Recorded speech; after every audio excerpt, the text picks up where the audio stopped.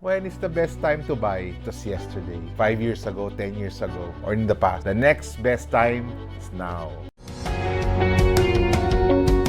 Guys, Realtor Mike here. It's now a good time to buy real estate in the Philippines. It is always a good time to buy real estate property in the Philippines. Clarify ko mamaya, hindi absolute yun na.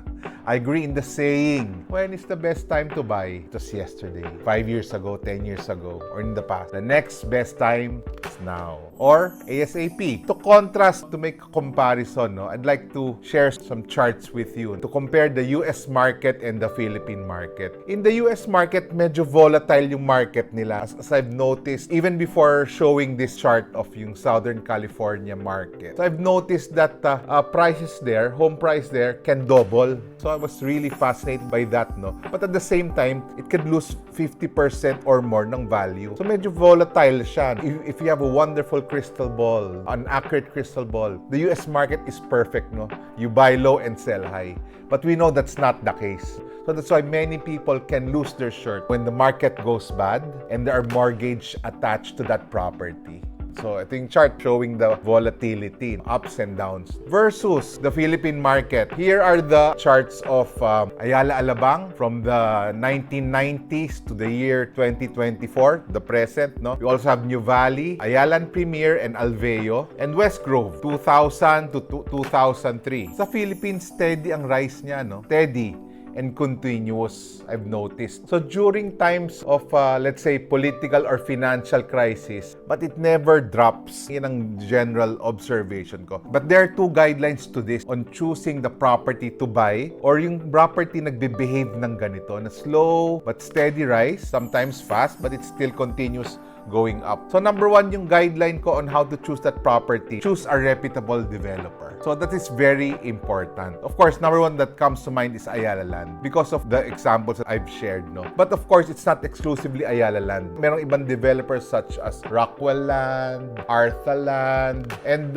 some other developers na I'm still continuing vetting these developers because I want to expand my portfolio in terms of me as a broker buying and selling, sharing these ideas with. Number one, choose a reputable developer. Yung history ng Ayala Land, the horizontals, the villages, I have yet seen one na over 10, 20, 30 years, even 50 years. Continuously, it's always going up steadily, different paces. So if you have any village na alam na about na development horizontal in Ayala Land, let me know so I can expand my knowledge. Most of the Ayala Land buyers that I encountered, sana I would have bought 2 properties or 3 properties during that time. Buyers before, their children or grandchildren who have benefited, buyers of Forbes Park. Can you imagine 1.2 billion? Dasma, Ayala Alabang, Ayala Heights, sobrang nag-multiply in value. That's why may ready buyer palagi si Ayala Land. Rockwell Land is the same. Yung mga bumili dun sa sa power plant nila are the buyers that I've noticed are buying in Rockwell here at the south in Carmel Ray. Yan.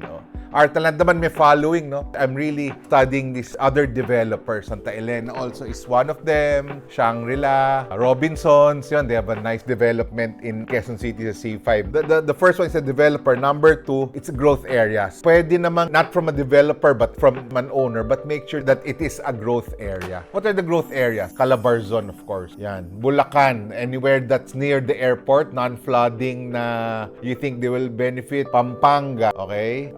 Bataan, the corridor, yung Tarlac na yan, Where the big developers are, basically. They've done their research. So if you cannot buy from the developer, buy properties around this. So it's not foolproof, pero yun yung mga general guidelines. So try to do your research. So you understand what I'm saying. Let's go to the 2 red flags on purchasing Philippine real estate properties. First red flag, the reputation or disreputable developers. Do your research. Nag-fold up, liquidity issues, merong mga issues on titling, issues on double sale, na bankrupt na dati, tinake over ng bigger developer. So for me lang, personal opinion, these are red flags na as much as possible, try to avoid. The next red flag is a dying area. There are many dying areas for me in Metro Manila. Just like areas wherein maraming flooding, madaming informal settlers. Infrastructure can also be can have a negative impact on an area. Let's say Aurora Boulevard, Taft Avenue, circa 1970, 1980. Sorry for revealing my age. Wala pang mga MRT. That used to be, for me, are very good and high value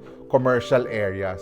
But when these trains came, natakpan yung sunlight, lumiit yung mga kalye, hindi na-maintain yung surrounding. So, infrastructure can also be a negative thing. So, for me, medyo red flag yon. I think people try to avoid those areas na. So, yung foot traffic may be less. Andun na sa taas, dun sa trains, no? So, yun ang two red flags to avoid in buying real estate properties. So, bonus, just to share you what my current clients are. Either they will live in, either immediately tinamaan ng bagyo sa Metro Manila. They really want out of Metro Manila. Yun ang isang mga clients ko, no? To live in medium term. Mike, when my son finishes grade school or high school in Ateneo or Lasal in Metro Manila, lilipat na kami.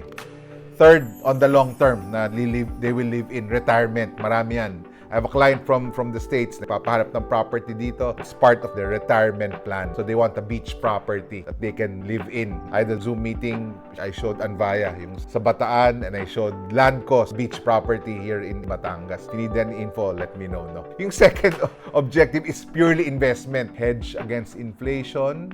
Part of their portfolio, they've been advised by their fund managers na wag puro cash, wag puro bonds. So part of it is real estate.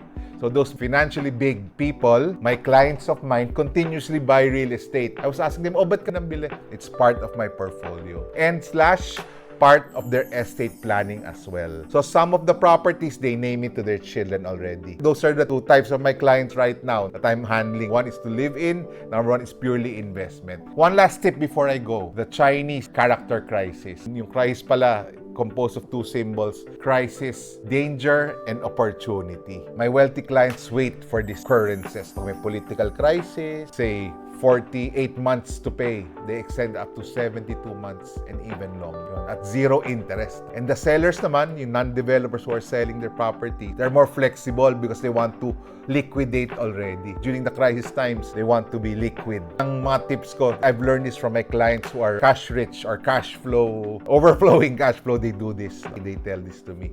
Yung crisis, that's the time they buy. Okay, so yun muna. At let me know if you have any comments. I hope I provided value to you guys in terms of buying real estate. If you have any questions, let's start a healthy discussion down below. My contact details there. Again, Realtor Mike saying, stay safe and stay in faith. God bless.